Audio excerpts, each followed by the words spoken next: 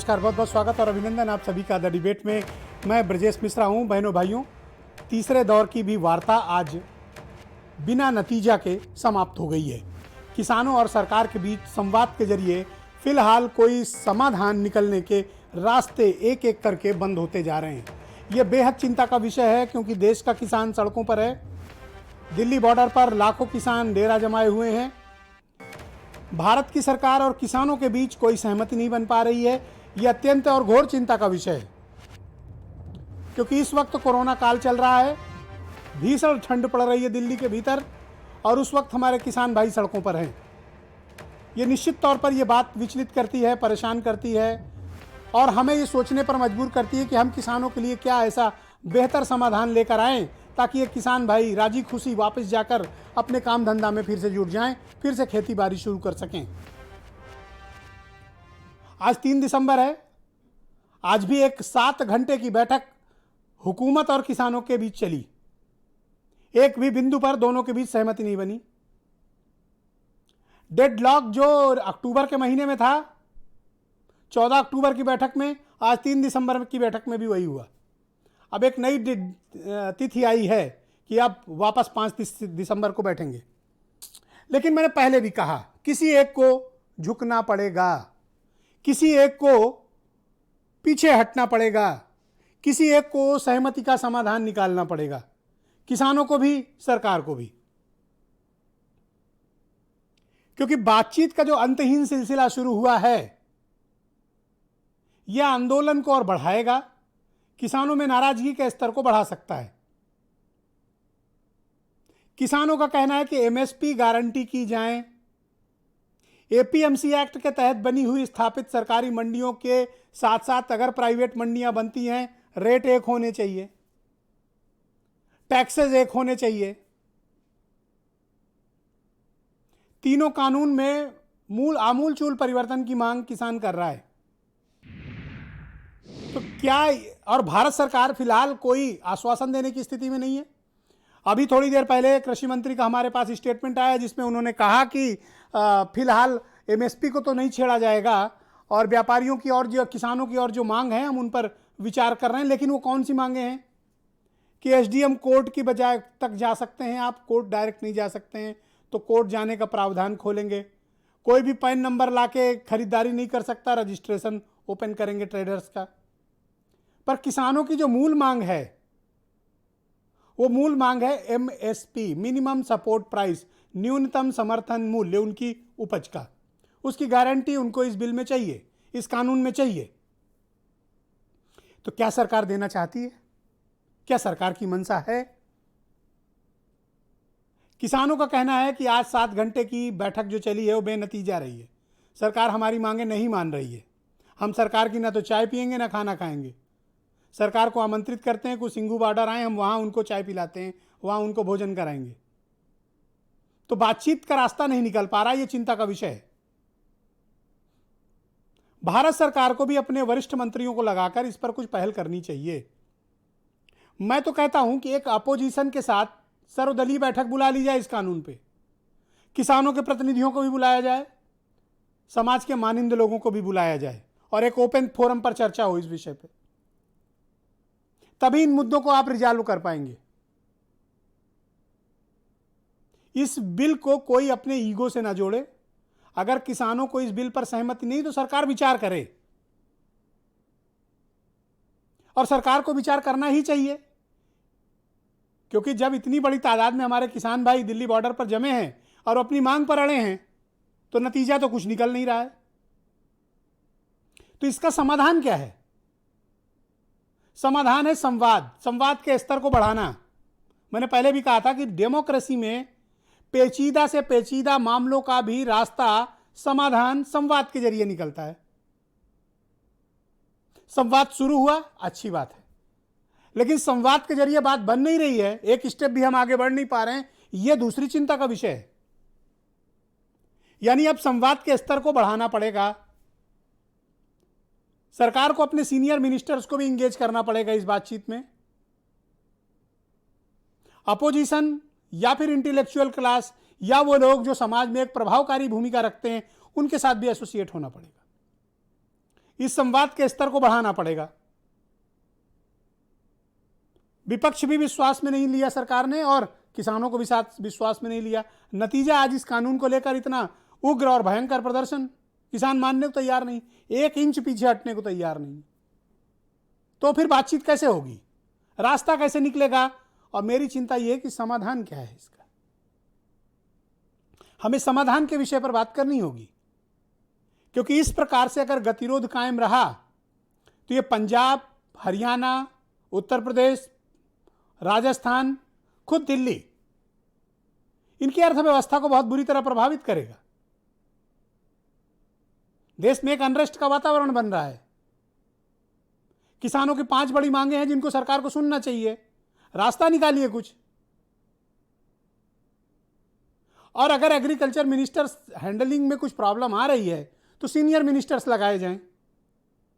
मसलन home minister Amit Shah आ सकते हैं, या डिफेंस मिनिस्टर राजनाथ सिंह, जो खुद एग्रीकल्चर मिनिस्टर अटल जी की गवर्नमेंट में थे, रह चुके हैं। वो यूपी के चीफ मिनिस्टर रहे हैं और किसानों के बीच उनकी बड़ी इज्जत है। तो उनको बातचीत में इंगेज किया जाए, वो आए बात करें लोगों से। सरकार को चाहिए कि अब थोड़ा सा एक बड़ा डेलीगेशन दें अगर बात नहीं बन पा रही तो पीपीटी के जरिए अगर किसानों को कोई चीज़ दिखाई जा रही है तो उनको समझाया नहीं जा सकता, उनको प्रैक्टिकली बात करनी पड़ेगी, उनको उनकी भाषा में बताना पड़ेगा या उनकी बात समझनी पड़ेगी। वो कंप्यूटर, पीपीटी, लैपटॉप, प्रेजेंटेशन से बात नहीं बनने वाली है। मैं बार बार ये कहता हूँ, नौकरशाह कभी डेमोक्रेसी में बातचीत या संवाद के माध्यम नहीं हो सकते हैं। वो सिर्फ आपको फैसिलिटेट कर सकते हैं। मेरी बात को नोट कर लिया जाए। रास्ता हमेशा पॉलिटिकल लीडरशिप निकालती है, राजनीतिक नेतृत्व निकालता है। क्यों निकालता है? क्योंकि जनता से चुनकर आया होता है, जनता के प्रति उसकी जवाबदेही होती है। नौकरशाहों की जवाबदेही जनता के प्रति नहीं होती, निर्वाचित सरकारों के प्रति और भारत के संविधान के प्रति उनकी जवाबदेही होती है। इसलिए रास्ता ब्यूरोक्रेट्स के बजाय पॉलिटिकल लीडरशिप निकाले रूलिंग पार्टी की। तो जरूरत पड़े तो अपोजिशन का भी सहयोग लीजिए। देश की बात है, सबको एक प्लेटफॉर्म पे आना पड़ेगा। किसान किसी एक पार्टी का नहीं है, किसान तो देश का है, सबका पेट भरता है, दोस्त का भी भरता है, दुश्मन का भी भरता है, हमें आपको पालता है। 70 साल से घाटे की खेती करने वाला एक ही उद्योग है इस देश में, धंधा है, वो है खेती, जो मर खप कर हमारे किसान भाई करते हैं। तो ये उनका हक बनता है और हुकूमतों को चाहिए कि वो किसानों के इस हक की बात सुननी ही पड़ेगी और कोई रास्ता नहीं है। और बातचीत के स्तर को बढ़ाया जाए। मैं चाहता हूं कि आज हुए कुछ डेवलपमेंट्स के बयान, आप डेवलपमेंट जो हुए हैं वो बयान सुने, फिर एक बड़ी डिबेट को हम आगे बढ़ाएंगे। एमएसपी के मामले में लोग शंका की दृष्टि से देखते हैं, लेकिन मैं फिर यह कहना चाहता हूं कि एमएसपी चल रही थी, एमएसपी चल रही है, आने वाले कल में भी चलती रहेगी।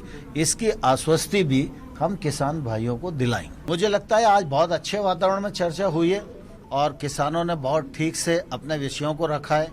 सरकार के पक्ष को किसान यूनियन ने पूरे संयम के साथ सुना है और उसके बाद जो बिंदु निकले हैं उन बिंदुओं पर हम सब लोगों की लगभग सहमति बनी है कि इन पर सरकार विचार करेगी।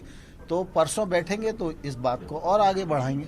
आज बैठक का चौथा चरण समाप्त हुआ है और परसों दोपहर में 2 बजे दोबारा से यूनियन के साथ सरकार की बातचीत होगी और किसी अंतिम निर्णय पर हम लोग पहुंचेंगे। कोई बात नहीं मानी है और ठुकरा दिया है। अभी जो है कल का टाइम मांगा है सरकार ने, कल का टाइम है, कल का 1 दिन का टाइम मांगा है। अभी सरकार संशोधन को लिए की बात करने लगी है, पर हम अपनी बात पर अड़े हुए हैं कि हम इसको रद्द कराना है, वापस करवाना है। और सरकार इस बात पर भी थोड़ा सहमत हुई है, अभी एमएसपी पर भी विचार किया जाएगा। उनके कल वो अपने तौर पर विचार करेंगे। परसों हमारी 1 बजे 2 बजे मीटिंग होगी और इससे पहले कल हमारी सारे संगठनों की, सारे हिंदुस्तान के जितने संगठन इस मीटिंग में शामिल हुए हैं उनकी सभी की 11 बजे हमारी मीटिंग होगी इमरजेंसी। तो आज की डिबेट को बहनों भाइयों आगे बढ़ाते हैं। मेरे साथ समीर सिंह बीजेपी से हैं, सुचि विश्वास कांग्रेस से हैं, दिगंबर सिंह भारतीय किसान यूनियन के यूथ विंग के अध्यक्ष हैं, चौधरी पुष्पेंद्र सिंह किसान शक्ति संघ के अध्यक्ष हैं, राकेश टिकैत भी थोड़ी देर में हमें ज्वाइन करने वाले हैं, और वैभव महेश्वरी आम आदमी पार्टी से, और मनोज सिंह काका समाजवादी पार्टी से, और वीरेंद्र सिंह जी हमारे स्टेट हेड। बहुत बहुत स्वागत, अभिनंदन आप सभी का, और धन्यवाद कि आप सबने कार्यक्रम में जुड़ने की अपनी सहमति प्रदान की है। समीर सिंह जी, मैं आपसे शुरू करना चाहता हूं इस डिबेट को। आखिर क्या कारण है कि चौथे चरण की बातचीत भी बेनतीजा रही है? किसान अभी भी सड़कों पर बैठा हुआ है, आंदोलनरत है। आप किसानों की बात मानने में आपको क्या दिक्कत है? आप क्यों नहीं मानना चाहते? आपको क्या कठिनाई है? किसान कह रहा है कि आप हमारा भला मत करिए, आप ये कानून रद्द करिए। आपको अड़चन क्या है कि आप ये कानून नहीं रद्द करना चाहते? देखिए ब्रिजेश जी, मैं बड़े स्पष्ट शब्दों में पहले भी कहता रहा हूँ और सरकार ने भी कहा है कि भारतीय जनता पार्टी की सरकार ने सदैव किसानों के लिए काम किया है। आदरणीय प्रधानमंत्री जी ने सदैव किसानों की हित की बात कही है और किसान हमारी प्राथमिकता में है। सरकार बात कर रही है, किसान यूनियन के लोग बात कर रहे हैं, और जो भी कठिनाई है हम उसको मिल बैठ के उसका समाधान कर लेंगे। दोनों का उद्देश्य एक ही है। भारतीय जनता पार्टी की सरकार का उद्देश्य है कि किसान का भला होना चाहिए देश के अंदर, और किसान नेताओं का भी हित है और उनका भी ये उद्देश्य है कि किसानों का अधिक से अधिक भला कैसा हो। ये जरूर है, लोकतंत्र में सबको अपनी बात कहने का अधिकार है, सबको अपनी बातें रखने का अधिकार है। उसके क्रम में बातचीत चल रही है, आगे भी चलेगी और कोई समाधान निकलेगा, आंदोलन खत्म होगा, किसान खुशहाल है और किसान और खुशहाल होगा, ये मैं बड़े विश्वास के साथ आपको। पर मुझे आप एक बात बताओ, बातचीत से तो कोई नतीजा निकल नहीं रहा है, आप क्यों अड़े हुए हैं? आपने इसको अहंकार का विषय क्यों बना लिया है कि आप ये कानून रद्द नहीं करोगे? भाई किसानों को नहीं पसंद, और आप किसान प्रेमी पार्टी भी हो, तो आपको रद्द करने में क्या प्रॉब्लम है इसमें? देखिए ब्रिजेश जी, और किसानों के कानून को रद्द करने के बाद ने सरकार ने कानून बनाया, अगर उससे नुकसान होता है तो सरकार उस पर विचार करेगी। बातचीत चल रही है, हम किसानों को समझाने का प्रयास कर रहे हैं।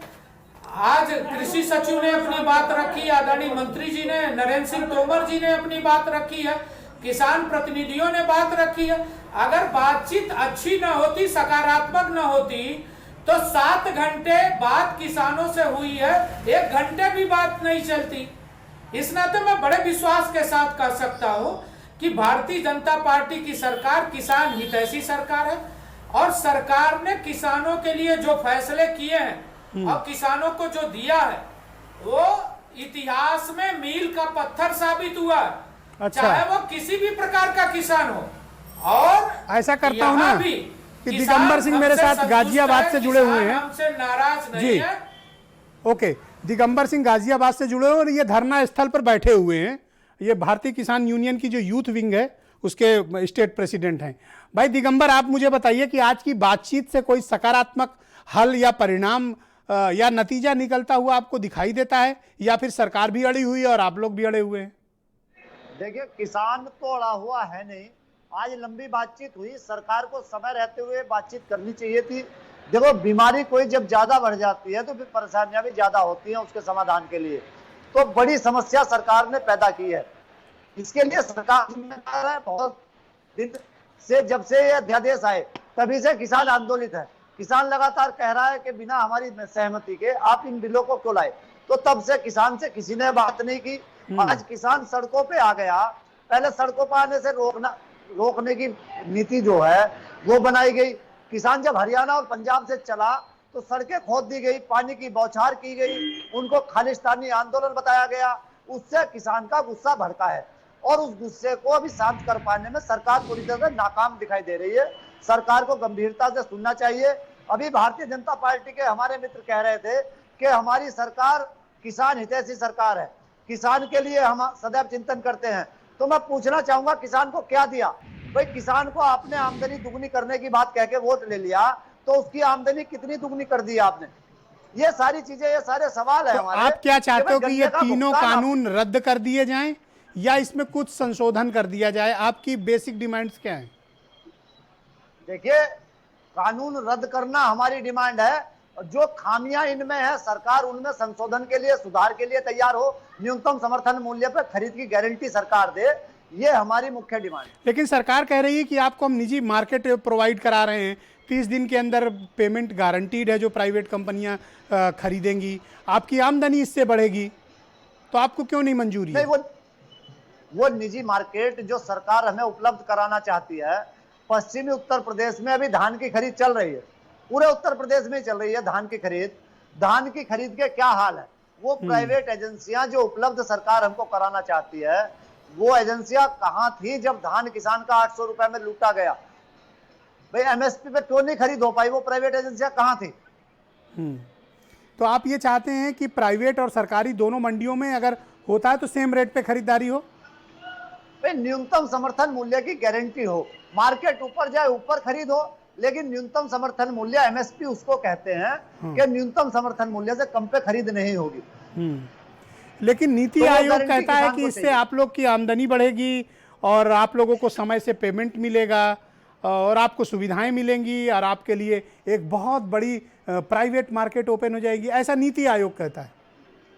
अच्छा, आप ये बताओ, नीति आयोग कहता है, आप ये बताओ भाई किसी के लिए कानून बनाया जा रहा है और वो वर्ग सहमत नहीं है, वो वर्ग कह रहा है कि भाई आप हमारा मुनाफा ना करो, हमें मुनाफा नहीं चाहता, किसान नहीं है इस बिल से सहमत, तो ये जबरन क्यों बिल लादना चाहते हैं किसान पे? ऑलराइट, मनोज सिंह काका समाजवादी पार्टी के स्पोक्स पर्सन है, मेरे साथ जुड़ चुके हैं और खुद किसान भी हैं। मनोज जी, मैं आपसे समझना चाहता हूं कि भारत सरकार और नीति आयोग कह रहा है कि इस कानून के लागू होने के बाद किसानों को उनकी फसल का उपज का 1.5 गुना कीमत मिलेगी, समय से पेमेंट भी मिलेगा और ये एक एग्रीकल्चर प्रोड्यूस में एक नया रिफॉर्म है, क्रांति है, तो फिर ये किसान मानने को तैयार क्यों नहीं है?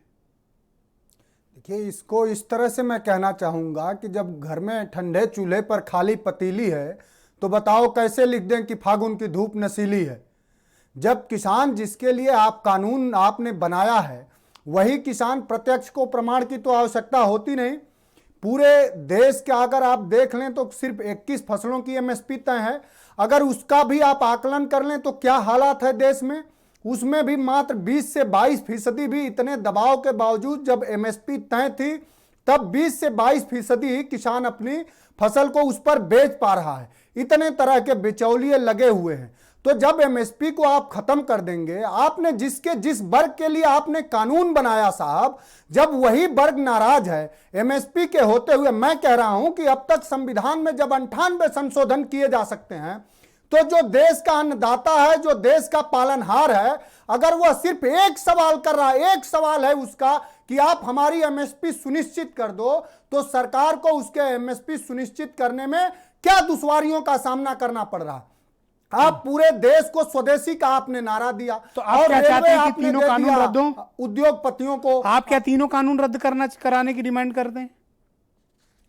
हम लोग पूरी तरह से समाजवादी पार्टी किसानों के साथ है। हमारे राष्ट्रीय अध्यक्ष जी ने पूरे देश के कार्यकर्ताओं से निवेदन किया है कि उन आंदोलनकारियों को खाना पीना जो भी सुविधा हो वो दिया जाए और हम पूरे तीनों कानून के जो सरलीकरण संवर्धन है, जो बाजारीकरण का है, जो आवश्यक वस्तु अधिनियम है, जो तीसरे कानून की आप साहब बात है, तीसरे कानून का तो ये हाल हो गया कि उसको जैसे ही सरकार ने खत्म किया, आपने देखा होगा कि मार्केट में जो जरूरी आवश्यक वस्तुएं हैं, दाल है, प्याज है और इन सब वस्तुओं के दाम अचानक से 65% बढ़ गए।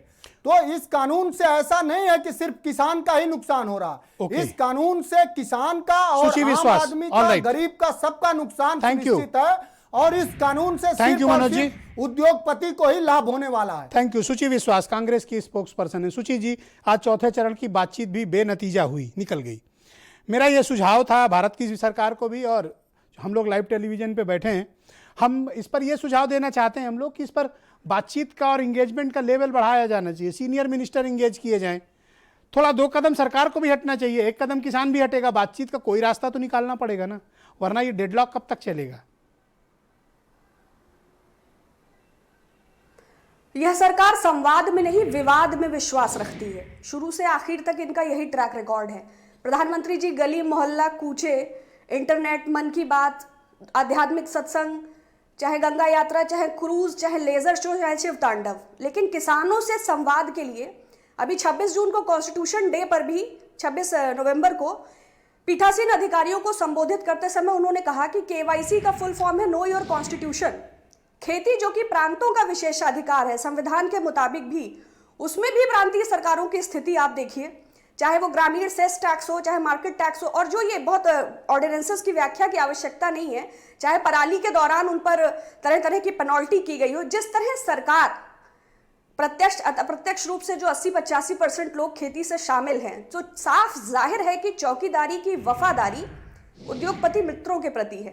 पंजाब में 15 से ज्यादा शैलोज के लिए प्रपोजल दिया है अडानी ने, और अंबानीज अडानी का सीधा 25 लाख करोड़ के इस खेती को कारोबार रिटेल सेक्टर से सीधा जोड़ना, और इसमें सिर्फ किसान नहीं, भारी मात्रा में मध्यम वर्ग। 50 रुपए किलो आलू हम आज खरीद रहे हैं, फ्यूचर में क्या स्थिति है, लहसुन चटनी या तेल से भविष्य चलने वाला है। तो ये चूंकि कॉर्पोरेट इनका ब्रिटिश ईस्ट इंडिया कंपनी वाला लिहाज है भारतीय जनता पार्टी का, वो बातें करते हैं जी। आज captain Amarinder Singh union home minister Amit Shah से मिले, और जब बाहर मीडिया के सामने बात करने आए तो उन्होंने कहा कि इस तरह के आंदोलन से नेशनल सिक्योरिटी को खतरा है। क्या कांग्रेस कैप्टन अमरिंदर सिंह के इस स्टेटमेंट में से उनके साथ खड़ी है? देखिए, नेशनल सिक्योरिटी फिर तो वो घुसा है ना घुसी है, तो पाकिस्तान का प्रपोजल और सर्जिकल स्ट्राइक का राजनीतिक लाभ, बात नेशनल सिक्योरिटी की आएगी तो विषय बहुत लंबा हो जाएगा। बात तो अमरिंदर सिंह ने कही ना, वो तो आपकी पार्टी के हैं और आपका बात अमरिंदर सिंह ने कही, लेकिन किसानों का मसला ये राजनीतिक मसला नहीं है, ये देश का मसला है, ये मध्यम वर्ग का मसला है, ये आम आदमी का मसला है, ये देश के अवाम का मसला है। तो ये एक भावनात्मक विषय है। सरकार को तत्काल प्रभाव से जो ध्वनि मत से मेजों को थपथपाकर कांग्रेस और विपक्षी दलों के सांसदों को संसद से बाहर निकालकर इस काले कानून को राज्यसभा टीवी म्यूट करके पास किया है, इससे तत्काल प्रभाव से सरकार वापस चौधरी पुष्पेंद्र सिंह मेरे साथ मौजूद हैं, किसान शक्ति संघ के अध्यक्ष हैं। चौधरी साहब, पिछले 2 डिबेट्स में आप मेरे साथ रहे और इत्तेफाक से वो ऐसे ही दिन रहे जब सरकार और किसान के बीच, हुकूमत के बीच वार्ता हुई। वार्ता विफल रही, और अफसोस की बात यह है कि आज भी वार्ता विफल हो गई है। मुझे नहीं लगता कि किसी एक बिंदु पर भी सहमति बनती हुई दिखाई दे रही है। आपके पास क्या फीडबैक है, और इस बातचीत से क्या कोई निष्कर्ष निकलेगा, या संवाद का हमें लेवल बढ़ाना पड़ेगा? नहीं ब्रजेश जी, आपने अपनी इंट्रोडक्शन में और अभी जो बात कही है ये बड़ी महत्वपूर्ण है कि हमें नेक्स्ट लेवल पर बातचीत को ले जाना पड़ेगा। थोड़ी इको आ रही है, इसको ठीक करा। मैं ठीक कराता हूँ, आप बोलें जी। हमें जो है बड़े और सीनियर जो इन्होंने खिलाड़ी अपने बचाए थे दूसरे राउंड की वार्ता से, मुझे जो लगता है इनकी टैक्टिकल ये टैक्टिक्स थी कि भाई पहले हम ऐसे मंत्रियों को भेजें, अगर वार्ता विफल होती है तो फिर हम राजनाथ सिंह जी को, या जैसा आपने जिक्र किया गृह मंत्री जी को, अमित शाह जी को भेजें, तो एक जो है वार्ता का लेवल बढ़ेगा। और राजनाथ सिंह जी की आपने ठीक कहा कि एक विश्वसनीयता किसानों के बीच में है। पहले भी जब हमारी एक मुलाकात हुई थी तो उसमें कृषि मंत्री जी के साथ राजनाथ सिंह जी के घर पे ही मुलाकात हुई थी, वो भी शामिल थे। ये बात तो इनको कहीं ना कहीं करनी पड़ेगी।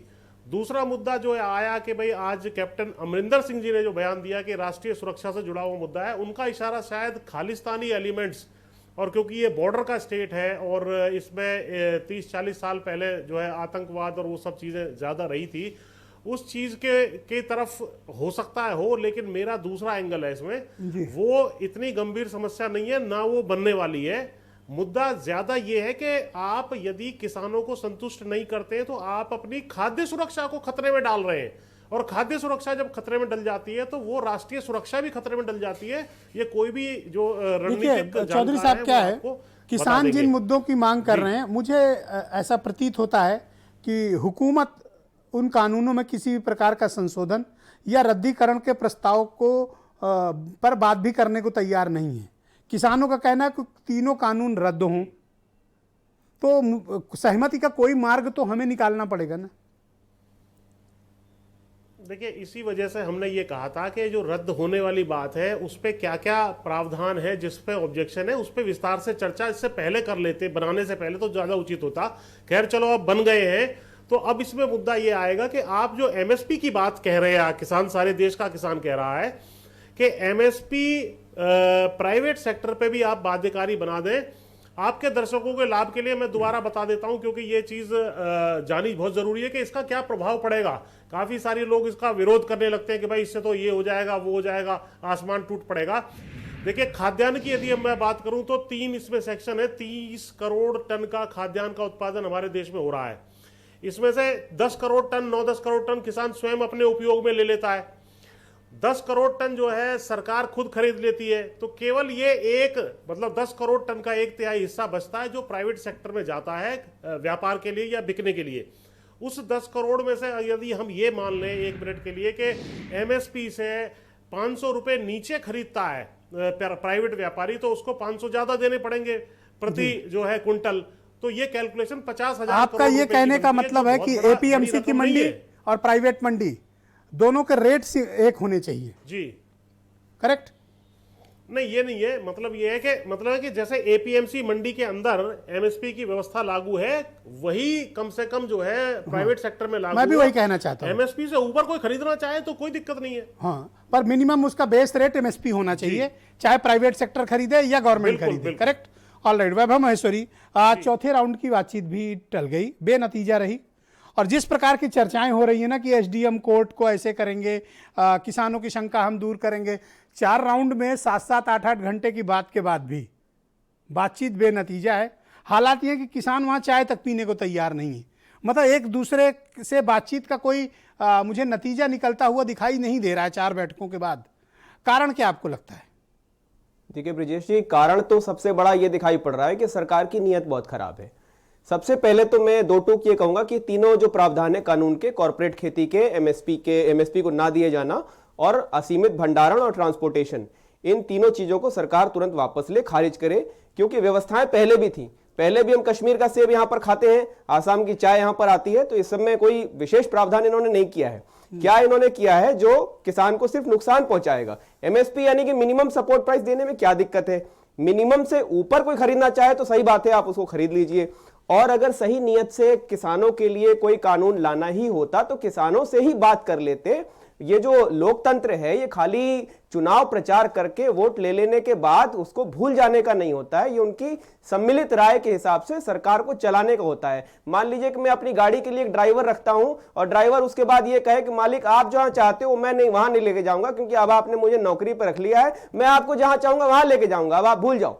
तो गाड़ी का मालिक वो हो गया। ये तो इस तरह सरकार बिहेव कर रही है। सरकार को अगर नीयत साफ होती तो सिर्फ ये पूछ लेते भाई आप क्या चाहते हो, आपको कहां कहां इसमें नुकसान दिखाई पड़ रहा है, और नीयत साफ होती तो ये कहने की जरूरत ही नहीं है कि कौन सा रिलायबल चेहरा किसानों के बीच में जाएगा, कौन सा रिलायबल चेहरा ज्यादा होगा, कौन कम रिलायबल होगा। अरे भाई आप उनकी मांग सुनिए। अविश्वास का स्तर इतना बड़ा है वैभव जी, मैं आपको एक घटनाक्रम बताना चाहता हूँ। अविश्वास का इतना बड़ा अभाव है इस पूरी बैठक में कि जब लंच ब्रेक हुआ तो किसानों ने सरकारी खाना नहीं खाया, चाय तक नहीं पी, वो अपना खाना साथ लाए थे। बहुत तो अच्छा मैं ये कह रहा हूं कि ये अविश्वास का स्तर है। तो इस अविश्वास के स्तर का जब माहौल इस प्रकार का हो तो बातचीत कैसे होगी फिर? देखिए आज तो ऐसा भी हो गया ब्रिजेश जी कि लोगों को ये उम्मीद थी कि कम से कम किसान अगर इतना ज्यादा रोड पर लाखों की संख्या में आ गया है और वो भी पंजाब का किसान, तो कम से कम पंजाब के मुख्यमंत्री या कांग्रेस पार्टी उनका साथ देंगे। आज तो उनका रहा सा विश्वास भी टूट गया जब अमरिंदर सिंह जी अमित शाह से मिलने के बाद में ये कहते हैं कि खालिस्तान या विदेशी ताकतें या फिर इससे देश की इकोनॉमी को नुकसान हो जाएगा। खालिस्तान शब्द का इस्तेमाल नहीं किया। अरे भाई उन्होंने कहा कि नेशनल सिक्योरिटी पर प्रभाव पड़ रहा है। कारण यह है कि आपके शब्द कुछ भी हो लेकिन आप हर चीज को ड्रामेटाइज करके वहीं ले जाना चाहते हैं जो असल में मूल मुद्दा है ही नहीं। मूल मुद्दा है कि उसको उसकी फसल का दाम मिल जाए और वो चैन से खेती कर ले। पहले ही बेचारा जो घाटे में 70 साल से खेती करता चला आ रहा है, आप उसके हक से वो भी छीन लेना चाहते हैं। वो कुछ मांग रहा है तो आप उसको विदेशी सिक्योरिटी का बात कर रहे हैं। समीर सिंह जी, मैं आपसे समझना चाहता हूं कि ये विश्वास बहाली क्यों नहीं हो पा रही? इतने अविश्वास के वातावरण में बातचीत का नतीजा कैसे निकलेगा? मुझे तो बड़ी चिंता हो रही है क्योंकि ये आज 8वां दिन है। नहीं देखिए ब्रिजेश जी, अविश्वास कहीं नहीं है। अविश्वास सिर्फ पार्टी के प्रवक्ताओं के मन में है जो खेती भी नहीं जानते, जो किसानी भी नहीं जानते और न किसानों की समस्याओं को जानते। और आप जानबूझ के भी अनजान बने हुए हैं। आपको याद दिलाना चाहता हूं कि समीर जी आप जानबूझ के भी अनजान बने हुए हैं। लेकिन फिर उनको अपनी बात रख लेंगे। बोलिए समीर जी। बीच में कमेंट मत करिए, बीच में कमेंट कोई बात नहीं, आप बोलें। देखिए ब्रजेश जी, हम हम उत्तर प्रदेश से आते हैं। उत्तर प्रदेश देश का सबसे बड़ा प्रदेश है। उत्तर प्रदेश के अंदर किसानों के लिए केंद्र की सरकार ने, प्रदेश की सरकार ने, अभी एक हमारे किसान प्रतिनिधि ने सवाल किया कि सरकार ने किया क्या है। मैं अपने घोषणा पत्र में भारतीय जनता पार्टी ने कहा था, आदरणीय योगी जी ने कहा था कि हम किसानों का कर्जा माफ करेंगे। 36,000 करोड़ रुपए का कर्जा हमने पहली कैबिनेट में माफ कर दिया। हमने 60,000 करोड़ रुपया गन्ना मूल्य भुगतान कर दिया। प्रधानमंत्री ने कहा था हम किसान सम्मान निधि देंगे, देश भर के किसानों को किसान सम्मान निधि हमने दे दिया। हम पिछली साल 50 लाख मीट्रिक टन गेहूं खरीदे थे। इस साल हम 1.40 लाख करोड़ मीट्रिक टन धान खरीदने का लक्ष्य रखा है हमने। समीर जी, ये इशू नहीं है कि आपने क्या किया, इशू ये है कि इस नए कानून पर आप कुछ करेंगे। हमने बंद शुगर मिलों को चलाया है। नहीं, देखिए ब्रजेश जी, यही तो सवाल है कि कानून खत्म किसने किया। एमएसपी मिनिमम सपोर्ट प्राइस आज भी है, कल भी रहेगा, और जब एक लाइन उसमें मेंशन कर दीजिए ना, आज एक लाइन मेंशन कर दीजिए। सरकार की लिखना नहीं चाहते है जो एमएसपी को खत्म करे। कौन कह रहा है कि एमएसपी खत्म हो रहा है? लेकिन कौन कह रहा है? ये वही कह रहे हैं जो किसानों को बरगला रहे हैं, जो किसानों को भरमा रहे हैं, और जो ये कह रहे हैं कि साहब एमएसपी खत्म हो जाएगी। समीर जी, कहीं लिखा हुआ है कि एमएसपी मिलेगी? ओके दिगंबर, ऑलराइट, दिगंबर सिंह मेरे साथ। दिगंबर जी, आवाज आ रही है मेरी? जी जी जी, ये कह रहे हैं कि आपको बरगलाया गया है, आपको बरगलाया गया है, एमएसपी रहेगी गारंट, और वो एमएसपी हटाई नहीं जा रही। समीर सिंह ऐसा कह रहे हैं। समीर जी, अब उनकी बात सुनिए, दिगंबर सिंह की। देखिए, इस तरह की बातें करके इस तरह के प्रवक्ताओं ने ही ये आंदोलन भड़काया है। जहां तक ये लेके गए हैं, ये सरकार की पॉलिसी और नीतियां ही दोषी हैं। सरकार के प्रवक्ताओं के कारनामे ही इसके लिए दोषी है। भाई, ये अभी कह रहे थे कि हम सरकार किसान के लिए प्रतिबद्ध है। हम इनसे पूछना चाहते हैं कि कौन भड़का रहा है? जो भड़काने वाले लोग हैं उनको पकड़ लो। मैं आऊंगा समीर जी। भाई, आपका तंत्र है, आपके पास LIU है, आपके पास, आप उन लोगों को पकड़ो ना जो भड़का रहे हैं। हम अराजनीतिक लोग और ये कह रहे हैं कि एमएसपी मिलती रहेगी आपको, ये कह रहे हैं एमएसपी मिलती रहेगी। नहीं, एमएसपी मिलती रहेगी तो एमएसपी कहाँ मिली? कानून का असर तो दिखाई देने लगा। भाई, कहाँ दे पाए आप एमएसपी किसान को? धान, मक्का, सारी चीजें आपने लूट ली। 800 रुपए में धान लूट लिया आपने। एमएसपी कहाँ मिली किसान को? अभी बिकवा दो आप धान। भाई, धान अभी आप 1868 रुपए में खरीद लो, जितना किसान के पास बचा हो। अभी दिलवा दो एमएसपी में इनको। हाँ भाई समीर सिंह जी, उनका धान खरीदिए ना, आप क्यों नहीं खरीद रहे हैं?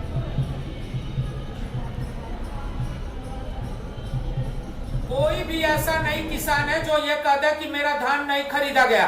ये कल बतावे, कल मैं इनका सारा धान खरीदवा लूंगा, मेरा नंबर ले ले। मैं दावा करता हूँ उत्तर प्रदेश में किसी का नहीं बचेगा। हजारों किसानों ने लगभग 25 से 26,000 किसानों ने इसी चैनल पे फोन किया, हेल्पलाइन नंबर पर। इसी चैनल के हेल्पलाइन नंबर पर किसानों आपस में मत उलझे, आपस में मत उलझे। Okay, wait, please wait. Thank you, please wait, please शांत रहिए, शांत रहिए। ओके, वीरेंद्र सिंह जी आ गए हैं। Okay, thank you. 1 minute wait करें आप लोग, 1 मिनट वेट करें, 1 मिनट वेट करें। वीरेंद्र जी, आप मुझे बताइए, आज 8वां दिन है, 4 राउंड की बातचीत, सब कुछ बेनतीजा। आप कह रहे हैं कि 5 तारीख को बैठेंगे। देखिए, 8 दिन से देश के किसान सर्द रात में खुले आसमान के नीचे आज दिल्ली के बॉर्डर पर बैठे हुए हैं। और ये पिछले 6-7 सालों में मोदी सरकार के सामने ऐसा पहला बड़ा आंदोलन है जो आया है। कृषि के 3 विधेयक जिन पर ब्रजेश जी पूरा बवाल मचा हुआ है, अगर एक बार आप मौका दें तो मैं तीनों विधेयक बताऊं। कि पहला है कृषि उपज व्यापार वाणिज्यिक विधेयक। इसमें उपज को बेचने का जो विकल्प है वो APMC मंडी के बाहर निजी जो खरीदार हैं उनको आप बेहतर दाम पर बेच सकता है किसान, ये कहा गया है। लेकिन सबसे बड़ी बात यह है कि जो मंडी के बाहर बिक्री होगी, जो कारपोरेट घराना खरीदेगा, उसका न कहीं पंजीकरण होगा, ना कोई वो टैक्स देगा, और वो जितना चाहे मर्जी किसान की उपज खरीद और बेच सकता है। इसमें कहीं एमएसपी का जिक्र नहीं है। दूसरा जो विधेयक है वो है कृषि कीमत तय करने वाला। कृषि कीमत यानी कि कृषि सशक्तिकरण संरक्षण कानून, जिसमें किसान और कंपनी के बीच खेती को लेकर समझौते की बात कही गई है, यानी कि कॉन्ट्रैक्ट फार्मिंग की जा सकती है। तीसरा जो विधेयक है वो है आवश्यक वस्तु संशोधन विधेयक, जिसमें जो निजी व्यक्ति है उसको असीमित भंडारण की छूट दी जाती है। सबसे बड़ी बात यह है कि जब किसान की फसल पैदा होती है तो वो तुरंत उस फसल को बेचे, क्योंकि उसको अगली फसल बोनी है खेत में, और अगर नहीं बेचता है तो हर किसान के पास गोदाम नहीं है। हिंदुस्तान में 80% छोटे और मझोले किसान हैं, उनके पास अनाज भंडारण के लिए कोई व्यवस्था नहीं है। उनको फसल बेचनी है, उस समय मार्केट में जो दाम चल रहा होगा उस पर उनको बेचना होगा। अब इसमें सबसे बड़ी बात यह है कि जो प्राइवेट आदमी खरीदेगा उसके स्टॉक पर सरकार का कोई नियंत्रण नहीं होगा, वो असीमित रख सकता है। इससे एक नुकसान ये भी है कि सरकार को ये पता नहीं चलेगा कि बाजार में किसके पास कितना खाद्यान्न है, कितना स्टॉक है। और सरकार ये कहती है कि जब भूखमरी की स्थिति आएगी या महंगाई आउट ऑफ कंट्रोल होगी तब वो हस्तक्षेप करेगी, बाजार को रेगुलेट करेगी। हिंदुस्तान में 7000 मंडियां हैं। सरकार कहती है ये कानून मंडियों के सुधार के लिए हम लाए हैं, जबकि देश में करीब 42,000 मंडियों की जरूरत है। बीजेपी के एक मुख्यमंत्री थे शांता कुमार, हिमाचल प्रदेश से, उनकी अध्यक्षता में एक कमेटी बनी थी जिसे शांता कुमार कमेटी कहते हैं। शांता कुमार कमेटी ने यह रिपोर्ट दी थी कि मात्र 6% किसान को ही इस देश में एमएसपी का लाभ मिलता है। बाकी 94% जो बाजार है खरीद का वो बिचौलियों और आढ़तियों और उद्योगपतियों पर निर्भर है। ये शांता कुमार कमेटी की रिपोर्ट है। अब आप इस देश की सच्चाई कृषि की जाने। देश में 14 करोड़ कृषक परिवार है। आज 8 दिन हो गया, लोग नीचे बैठे हैं, लेकिन अब समस्या यह है कि इस बात को कौन सुनेगा। सरकार कह रही है कि हम मंडियों के सुधार के लिए कानून लाए हैं, लेकिन कानून में मंडियों के सुधार का कोई जिक्र नहीं है। तमाम सारी बातें हैं जो लोग चर्चा कर रहे हैं। सरकार को इसमें जनमानस को, मीडिया को, विपक्षी नेताओं को, किसान संगठनों को भी जागरूक करना होगा। अब उत्तर प्रदेश में धान नहीं बिक रहा है, लेकिन बीजेपी के हमारे प्रवक्ता कह रहे हैं मैं धान बिकवा दूंगा।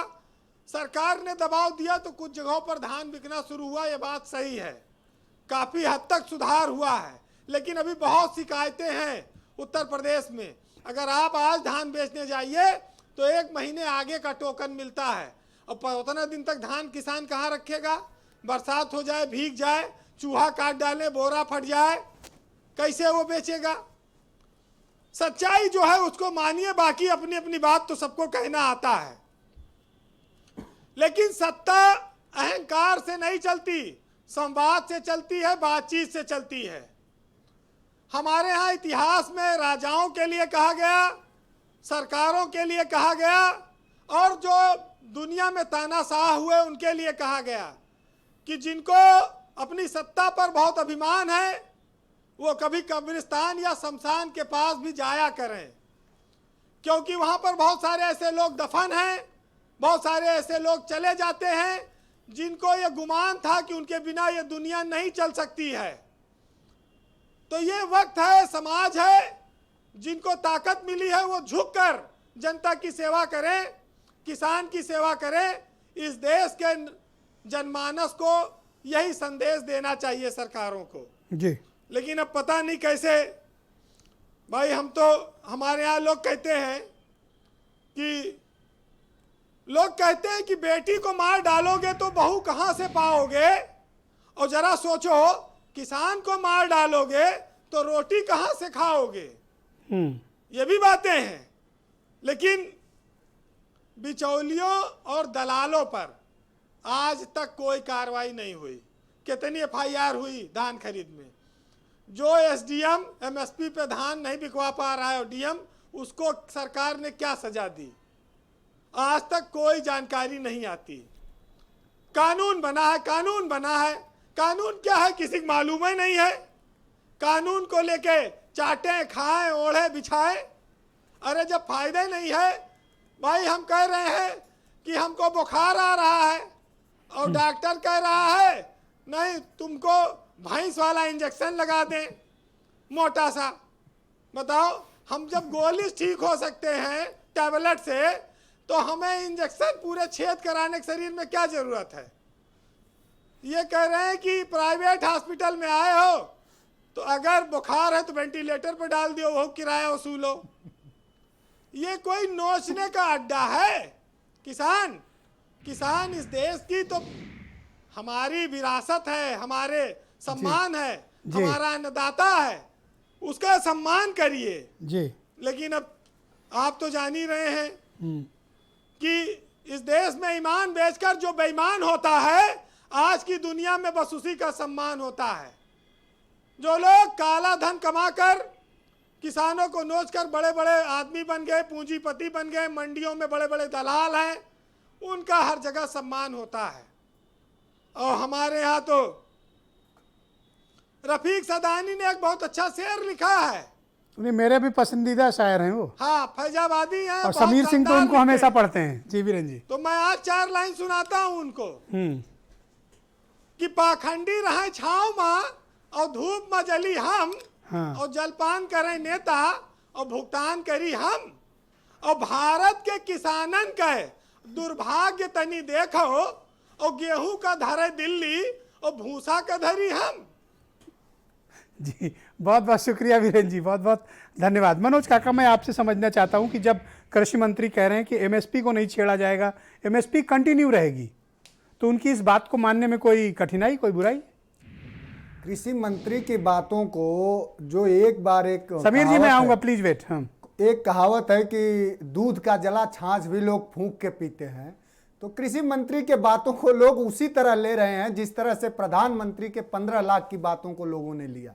तो मैं समझता हूं कि देश का किसान जागरूक है, और मैंने कहा कि जब देश के हर वर्ग के लिए इतने सारे कानून बनाए जा सकते हैं, तो जो देश का अन्नदाता है, जो देश का पालनहार है, उसके लिए एक कानून क्यों नहीं बनाया जा सकता है? ये कानून में क्यों नहीं लाया जा सकता है कि अगर देश के निर्धारित फसलों को, जो 21 से 23 फसल है जिसके एमएसपी निर्धारित हैं, अगर उसका कोई भी कारपोरेट या कोई भी बिचौलिया अगर उसके कम रेट पर उसकी खरीद करता है, तो उसको सख्त से तो सरकार सख्त ये सजा कानून दी लाई जाएगी। क्यों, किसके लिए लाई? अगर किसान खुश नहीं है तो सरकार अगर ये जो लाई है, मैं कह तो रहा हूं, जैसा कि वीरेंद्र भाई ने बड़ा स्पष्ट बताया कि सरकार लाई है उद्योगपतियों के लिए, सरकार लाई है Adani food agriculture and logistic के लिए लाई है। सरकार ये चाहती है, जैसा कि एक बहन ने बताया, कि जो कारपोरेट ये चाहता था कि ये खेती का जो बड़ा साम्राज्य है, जब जीडीपी आपकी -23.9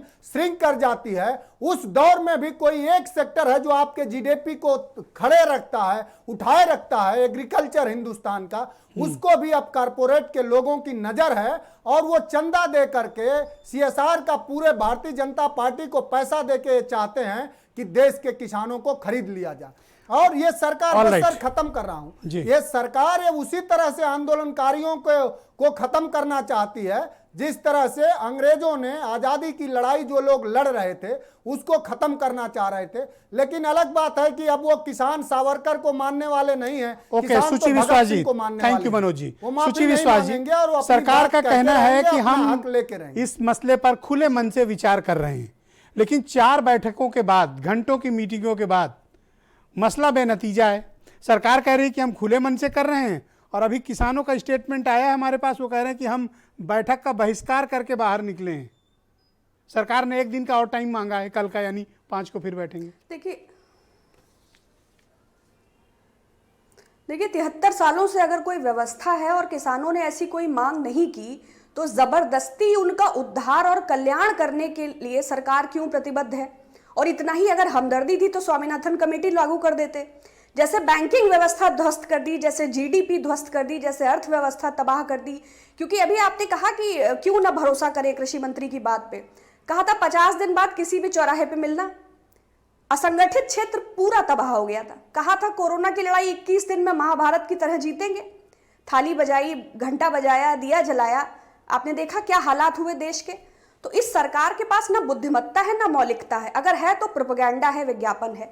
और इनकी सारी वफादारी कल अंग्रेजों के प्रति भी थी, चाहे मुखबिरी की फॉर्म में, आज कॉर्पोरेट्स के प्रति है।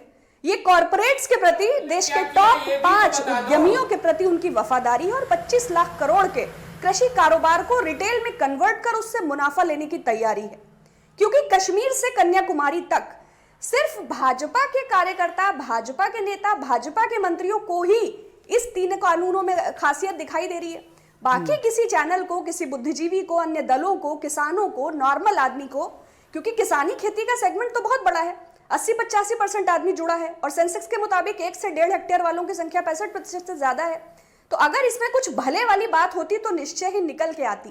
ये दमनकारी है। Thank you. और अगर किसी भी तरह 8 दिनों से जो किसान बाहर बैठे हैं, एक स्वर में प्रतिबद्ध होकर हमें उनके साथ होना चाहिए और सरकार पर दबाव बनना चाहिए और ये काले कानून वापस होने चाहिए। ये एपीएमसी आधारित जो मंडी का सिस्टम है, सरकार कह रही कि हम इसको तो जारी रखेंगे, एमएसपी भी जारी रखेंगे, लेकिन अविश्वास का स्तर मुझे लगता है हम लोग को रियलिस्टिक अप्रोच पे रहना चाहिए, वास्तविक धरातल पे रह के बात करना चाहिए। मुझे ऐसा प्रतीत होता है और आप भी बताएं कि अविश्वास का माहौल बहुत बड़ा है। जब एक दूसरे की चाय नहीं पी सकते, एक दूसरे के साथ खाना नहीं खा सकते, अपना खाना तक लेके आ रहे हैं, इसका मतलब कि अविश्वास बहुत बड़ा है। मैं क्या कह रहा हूं, और तमाम लोग भी इस बात से सहमत हैं और आप भी सहमत थे उस बात से, कि राजनाथ सिंह की जो छवि है और उनका जो बैकग्राउंड है और उनकी जो जानकारी और उनकी जो विश्वसनीयता है, वो दूसरों के मुकाबले जो अभी जूनियर मिनिस्टर्स बात कर रहे हैं कहीं अधिक है। तो क्या ये सही वक्त है कि राजनाथ सिंह को इस बातचीत में लीड करने के लिए आमंत्रित किया जाए, वो बात करें सरकार की तरफ से, तब ज़्यादा बेहतर हम सॉल्यूशन की तरफ बढ़ पाएंगे?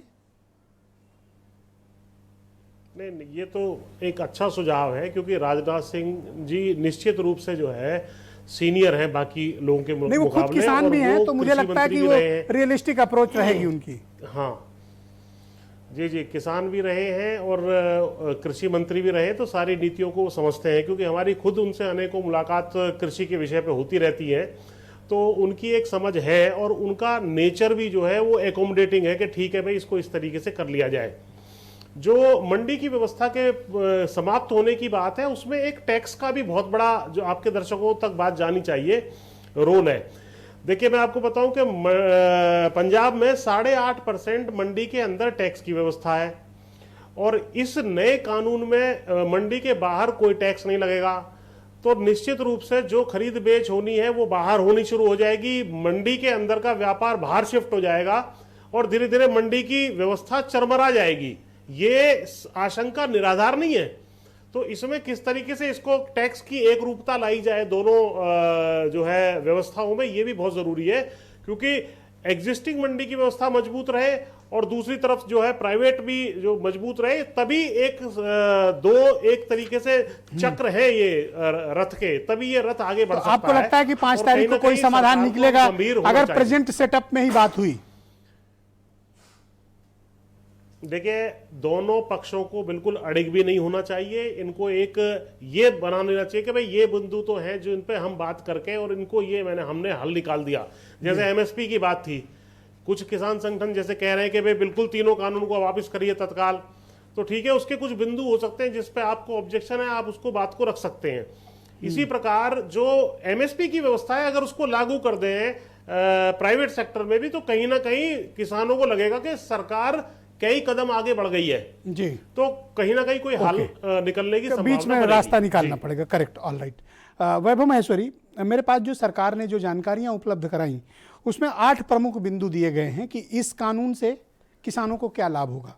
मसलन किसानों के पास एक ग्रेटर चॉइस होगी कि वो अपनी प्रोड्यूस को कहीं भी बेच सकते हैं। सुपरमार्केट चेन्स जो है उन तक उनकी डायरेक्ट अप्रोच होगी कि वो अपनी चीज़ों को बेच सकते हैं या उनसे बाईबैक भी कर सकते हैं या कोई एग्रीमेंट भी कर सकते हैं। कॉन्ट्रैक्ट फार्मिंग करके वो अपनी फसल का ज़्यादा मुनाफा कमा सकते हैं। नीति आयोग का कहना है कि इससे 75% जो है किसानों की जो उपज है उसका रेट्स उनको ज़्यादा मिलेगा। तो कोई ना कोई अध्ययन, अच्छा टाइमली पेमेंट भी 30 डेज़ के भीतर देने का प्रावधान इस कानून में किया गया है। तो इन सब बिंदुओं पर क्या किसान सहमत नहीं है? ब्रिजेश जी, बहुत अजीबो गरीब सरकार और इसका बिल है कि ये हजारों फायदे बता रहे हैं और किसान कह रहा है कि इसमें एक भी फायदा हमारे को नहीं मिल रहा है। अब आप नियत का और फर्क देखिए कि सरकार कहती है बहुत एकोमोडेटिंग है, किसान अपनी फसल को कहीं भी बेच सकते हैं। आज आपने देखा होगा शिवराज सिंह चौहान जी का एक ट्वीट है, उन्होंने कहा है कि मेरे प्रदेश में अगर कोई किसान बाहर से आ गया या प्रदर्शन करा तो उसको छोड़ेंगे नहीं, उसको हम ठीक कर देंगे। यानी एटीट्यूड देखिए कि किसान के मांग के प्रति इनका क्या एटीट्यूड है। आज ये मांग करने पर ही अगर ये एटीट्यूड कर रहे हैं कि मैं मतलब क्या कर देंगे, जेल कर देंगे, मुकदमा कर देंगे, फंसा देंगे, दमन कर देंगे। और दूसरी तरफ आप ये कह रहे हैं कि राजनाथ सिंह जी बहुत विश्वसनीय चेहरा हो सकते हैं। मैं ये पूछना चाहता हूं कि बातचीत का स्तर बढ़ाना चाहता हूं मैं ये कह रहा हूं कि क्या राजनाथ सिंह जी प्रधानमंत्री से भी ज्यादा विश्वसनीय है? प्रधानमंत्री जी तो खुद ही कह रहे हैं कि ये बिल सबसे अच्छा है और इसको फाइनल समझा जाए, लगभग वो इसको फाइनल कर चुके हैं। आप इसका राजनीतिकरण कर रहे हैं मेरे दोस्त। मेरा कहने का मतलब है अब राजनीति छोड़ दीजिए। वो किसान रहे हैं, एग्रीकल्चर मिनिस्टर रहे हैं, लार्जेस्ट स्टेट के चीफ मिनिस्टर रहे हैं और अकोमोडेटिंग भी है। तो मैंने तो एक बातचीत के स्तर को बढ़ाने के लिए बात कही। बिल्कुल ठीक है, लेकिन फिर भी है तो प्रधानमंत्री जी के अधीन। ऐसा नहीं हो सकता कि वो ये कह दे कि प्रधानमंत्री जी तो कह रहे हैं बिल का समर्थन है, लेकिन मैं समझता हूं तो इसलिए मैं बिल के किसानों के साथ में, ऐसा तो इस सरकार में आप उम्मीद नहीं कर सकते। अब इसका मोटा मोटा मैथमेटिक्स ये समझ लीजिए कि किसान जो है जिस कीमत पर पहले अपनी फसल बेच रहा था आज उसको उससे भी कम मिल रहा है और हमारी प्लेट में आने वाली रोटी और सब्जी की कीमत 4 गुनी हो चुकी है। क्या मैं जान सकता हूं कि अरविंद केजरीवाल अब तक सिंघू बॉर्डर क्यों नहीं गए? अरविंद केजरीवाल जी की सरकार पूरी की पूरी, सारे विधायक, सांसद संजय सिंह जी सब लोग लगे हुए हैं, किसानों की व्यवस्था कर रहे हैं। किसानों का दिल से स्वागत है, किसान आंदोलन और आप किसानों के साथ हैं या सरकार ने जो कानून बनाया है उसके साथ हैं? 100% किसानों के साथ हैं और ये तीनों कानून वापस लेने चाहिए। Sameer Singh go ahead. क्या राजनाथ सिंह को एंगेज किया जाए? समीर सिंह, ये बेहतर सही समय है? देखिए ब्रजेश जी, पूरी पार्टी इंगेज है, पूरी सरकार इंगेज है। राजनाथ सिंह जी का मत कहीं उसमें बाहर नहीं है और राजनाथ सिंह जी की विश्वसनीयता इसी नाते थी है, आज भी किसानों में है। जिस बात को पुष्पेंद्र जी कह रहे हैं कि जब वो कृषि मंत्री थे तो किसानों के हित में फैसला लेके 4% ब्याज पर किसान के ऋण देने के लिए उन्होंने प्रयास किया और उसको कार्य रूप दिया। समीर जी कह रहे हैं कि राजनाथ सिंह जी की विश्वसनीयता है लेकिन प्रधानमंत्री जी की नहीं है। आप ऐसा ना कहें वैभव जी, अपनी बात उनके मुंह में न डालें। नहीं, गलत बात है, मत करो वैभव जी। आप किसान नहीं हो, न किसानों के करीब हो। आप दिल्ली का पानी पीते हो, दिल्ली का पानी ये लखनऊ में बैठे हैं, आप झूठ बोल के राजनीति करते हो, करो, मुझे कोई आपत्ति नहीं, मुझे कोई आपत्ति नहीं है। नहीं, लखनऊ में तो आप है ही नहीं। उत्तर प्रदेश में दिल्ली की ये पार्टी है, दिल्ली की ये पार्टी है, हरियाणा का नेता है, हरियाणा है और दिल्ली की राजनीति। ओके, ऑलराइट, अब मेरे पास वक्त का बहुत अभाव है, बात खत्म करिए, वक्त की कमी है। लेकिन मैं इतना जरूर कहना चाहता हूं ब्रजेश जी कि उत्तर प्रदेश और देश के अंदर किसानों के लिए सरकार ने काम की है। ये आंदोलन पंजाब के अंदर हो रहा है, पंजाब के किसान कर रहे हैं। मैं पूछना चाहता, अभी पुष्पेंद्र जी मंडी की बात कर रहे थे। भाई, आपके जानकारी है तो बता दें कि आज गुजरात से भी किसानों का एक जत्था आया आंदोलन में। 8% है आज गुजरात से भी एक जत्था। ओके, दिगंबर सिंह को लाया जाए स्क्रीन पे। Thank you. आप लोग एक सेकंड रुक जाए, दिगंबर जी को शामिल करिए। भाई दिगंबर जी, सरकार ने 8 महत्वपूर्ण बिंदु दिए हैं कि इस कानून से आप लोगों के जीवन में क्रांति आ जाएगी, आप लोगों को फसलों का उपज का 1.5 गुना मिलने लगेगा, सुपरमार्केट तक आपकी अप्रोच होगी और 30 दिन में पेमेंट होगा। यस, दिगंबर सिंह को है, सब शांत, केवल दिगंबर सिंह बोलेंगे। ओके, केवल दिगंबर सिंह बोलेंगे।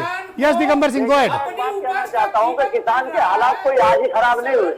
किसान के हालात को हमारे कांग्रेस के और समाजवादी पार्टी के लोग यहाँ कह रहे हैं कि भाई जी, हाँ, बोले, आप बोलते रहे जी। मैं ये कहना चाह रहा था कि जो कांग्रेस और समाजवादी पार्टी के हमारे मित्र यहाँ ये कह रहे हैं कि हम किसानों के लिए समर्पित है। भाई, जब कांग्रेस और समाजवादी की सरकार थी तब भी किसान के हालात खराब थे।